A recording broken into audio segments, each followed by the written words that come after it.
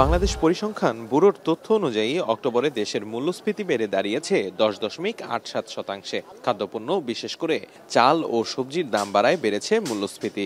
এর প্রভাব পড়েছে দেশের নিম্ন ও নির্দিষ্ট আয়ের মানুষের ওপর। বছরব্যাপী সরকারি উদ্যোগে ট্রাকে চাল, ডাল, তেলের মতো পণ্য বিক্রি হলেও আলুর মতো সহজলভ্য পণ্য সেভাবে তালিকায় ছিল না। বুধবার সকালে রাজধানীর কারওয়ান বাজারের টিসিবি ভবনের সামনে ট্রাকে 40 টাকা দরে আলু বিক্রি কার্যক্রমের উদ্বোধন করেন বাণিজ্য উপদেষ্টা। খুচরা বাজারে মানভেদে আলুর দাম 70 থেকে 120 টাকা। ভর্তুকি মূল্যের আলু কেনার বন্দোবস্তে তাই দীর্ঘ লাইন। একজন 3 কেজি করে আলু কিনতে পারছেন।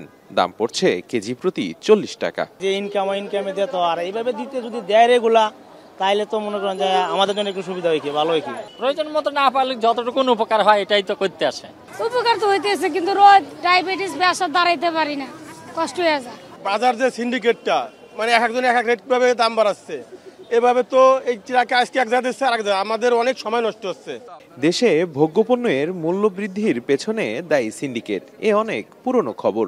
বাণিজ্য উপদেষ্টা বলছেন, এবার সিন্ডিকেট ভাঙতে বাজার ব্যবস্থাপনা সংস্কারে মনোযোগ তাদের। একটা সিন্ডিকেটের কথা বলছেন, তার মানে একটা মুষ্টিমেয় লোক এই কাজে সংযুক্ত আছেন। উত্তর একটাই, অধিকতর বাণিজ্যিকভাবে ইনক্লুড করা, আমদানির বিভিন্ন শুল্ক বিভিন্ন বাধাকে মানে দূর করে আমরা আরো অধিকতর লোককে সংযুক্ত করতে চেষ্টা করছি। অফকোর্স এই ধরনের ব্যবসায় সংযুক্ত তো আর কালকেই হয়ে যাবে না, সেটার জন্য একটা প্রক্রিয়াধীন একটা বিষয়।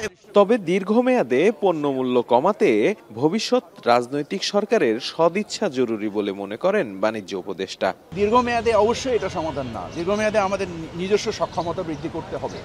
সেটার জন্য এই সর্বকালীন সরকারের যতটুকু করণীয় ততটুকু তো করবেনই, এবং পরবর্তী রাজনৈতিক সরকার নিশ্চয়ই এই ব্যাপারে, এটা একটা পলিটিক্যাল কমিটমেন্ট, এটা একটা, যারা রাজনীতিবিদ ওনারাই দীর্ঘমেয়াদে আমাদেরকে সেই জায়গায় নিয়ে যাবেন বলে আমরা আশা করি। এছাড়া বাজার নিয়ন্ত্রণে ভোক্তা অধিকারকে আরো সক্রিয় হওয়ার নির্দেশ দেন বাণিজ্য উপদেষ্টা। এবার ঢাকায় 50টি ও চট্টগ্রামে 20টি পয়েন্টে ট্রাক সেল পরিচালনা করবে টিসিবি, যেখানে আলুর পাশাপাশি প্রতি লিটার ভোজ্য তেল 100 টাকা, মসুর ডাল 60 টাকা ও চাল 30 টাকায় কেনার সুযোগ রয়েছে।